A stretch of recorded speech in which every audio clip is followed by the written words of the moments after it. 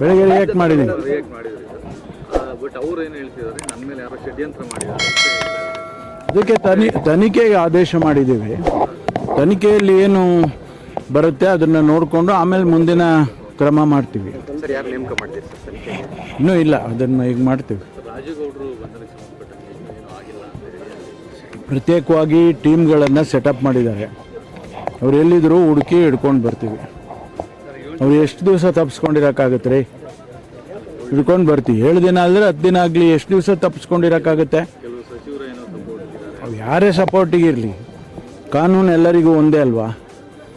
ಕಾನೂನು ಅವರಿಗೆ ಏನು ಮಾಡಬೇಕೋ ಅದನ್ನು ಮಾಡುತ್ತೆ. ಈ ರಾಮಚಂದ್ರ ರಾವ್ ಅವ್ರದ್ದು ಪ್ರಕರಣದಿಂದ ಸರ್ಕಾರಕ್ಕೆ ಒಂಥರ ಮುಜುಗರ ಅಂತೇಳಿ ಒಂದು ಚರ್ಚೆ ಆಗ್ತದೆ ಸರ್. ಅದಕ್ಕೆ ಈಗ ಸಸ್ಪೆಂಡ್ ಮಾಡಿದ್ದೀವಲ್ಲ, ಈಗ ಸರ್ ಕ್ರಮ ತಗೊಂಡಿದ್ದೀವಿ. ಮುಂದೆ ತನಿಖೆ ಅದರಲ್ಲಿ ಏನು ಬರುತ್ತೆ ಅವರು ಹೇಳ್ಕೊಂಡಿದ್ದಾರೆ, ಇದೆಲ್ಲ ಸುಳ್ಳು ಅಂತ ಹೇಳಿದ್ದಾರೆ. ಅದನ್ನು ತನಿಖೆ ಮಾಡಿದಾಗಲೇ ಗೊತ್ತಾಗುತ್ತೆ. ಮೇಲ್ನೋಟಕ್ಕೆ ಸರ್ ಯೂನಿಫಾರ್ಮ್ ಇದೆ, ಅವ್ರದ್ದೇ ಚೇಂಬರ್ ಅನ್ನುವಂಥದ್ದು ಪ್ರೂವ್ ಆಗಿದೆ ಸರ್. ಯೂನಿಫಾರ್ಮ್ ಇದೆ ಹಿಂದ್ಗಡೆ. ಅದಕ್ಕೆ ರೀ ತನಿಖೆ ಆರ್ಡರ್ ಮಾಡಿರೋದು. ಅದೆಲ್ಲ ಗೊತ್ತಾಗಬೇಕಲ್ವಾ ಸರ್? ಈಗ ಒಂದು ಮಹಿಳೆಯರು ಬಂದು ದೂರು ಕೊಡೋದಕ್ಕೆ ಇದು ಒಂದು ರೀತಿಯಾಗಿ ಅವರು ಕೂಡ ಒಂದು ಧೈರ್ಯ ಬರೋದಿಲ್ಲ ಅನ್ನುವಂಥದ್ದು, ಮುಜುಗರ ಆಗುತ್ತೆ ಅನ್ನುವಂಥದ್ದು ಸರ್ ಮಹಿಳೆಯರು.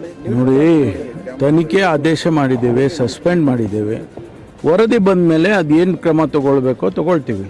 ಬೆಳಗ್ಗೆನೇ ನಾನು ರಿಯಾಕ್ಷನ್ ಕೊಟ್ಟಿದ್ದೀನಿ ಆಗಲೇ. Thank you.